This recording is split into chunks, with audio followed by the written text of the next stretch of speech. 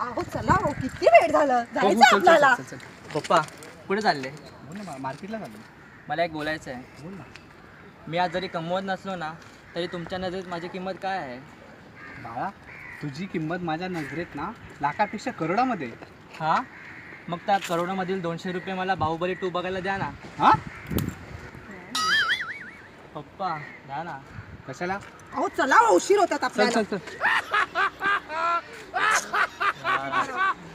Take, take. Action तर बनवू शकता.